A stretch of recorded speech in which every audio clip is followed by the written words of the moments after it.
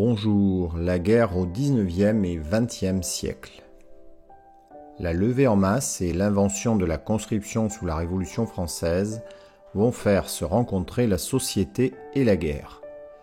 Les idées véhiculées par les soldats de la Première République, puis par les vagues successives de nationalisme tout au long du XIXe siècle, firent évidemment sortir les confrontations guerrières du seul carcan stratégique.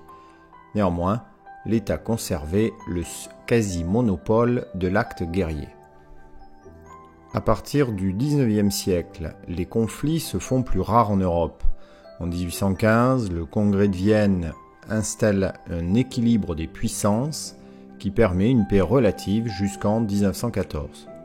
Néanmoins, le développement du nationalisme va provoquer des guerres, par exemple entre l'Autriche et l'Allemagne en 1866 ou entre la France et l'Allemagne en 1870.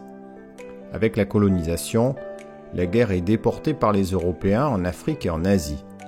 Ainsi, la Grande-Bretagne mène plus de 60 guerres coloniales au XIXe siècle, l'Allemagne de son côté en mène 30 pour construire un empire colonial. En Amérique, on a des conflits spécifiques, notamment la guerre de sécession entre 1861 et 1865, qui fait plus de 600 000 morts. Les guerres d'indépendance se multiplient dans les années qui précèdent la Première Guerre mondiale, en raison du nationalisme exacerbé, notamment dans les Balkans, avec les guerres balkaniques en 1912 et 1913. Au tournant du XXe siècle, la guerre entre dans une autre phase, caractérisée par une massification encore accrue des armées, une idéologisation plus prégnante des combattants et une puissance destructrice sans précédent, avec par exemple les progrès de l'artillerie, développement des tranchées et usage massif des grenades.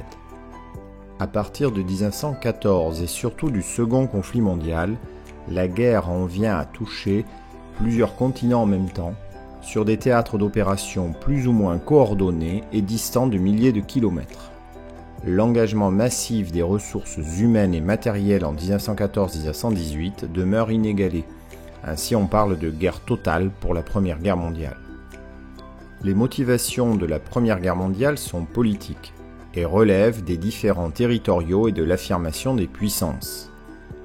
La Seconde Guerre mondiale entre 1939 et 1945 a des motifs plus idéologiques. C'est une guerre entre États, mais les pays de l'Axe partagent une idéologie impérialiste et raciste. De leur côté, les Alliés font la guerre pour la défense de la liberté ou la lutte contre l'hitlérisme. C'est une guerre dite d'anéantissement dont les civils sont les principales victimes. Ainsi, l'Allemagne organise le génocide des Juifs et des Tziganes. De leur côté, les Alliés n'hésitent pas à bombarder massivement des villes allemandes ou à utiliser l'arme atomique contre le Japon à Hiroshima le 6 août 1945.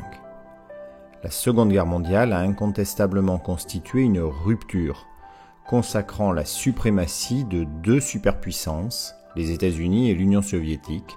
Elle débouchait sur une bipolarité qui imposait de penser différemment les relations internationales. Surtout, la Seconde Guerre mondiale se refermait en août 1945 sur l'usage de l'arme atomique qui réévaluait soudain le coût de la guerre jusqu'à un niveau prohibitif ou dissuasif. En gros, il vaut mieux pas faire la guerre parce que sinon on sera totalement détruit.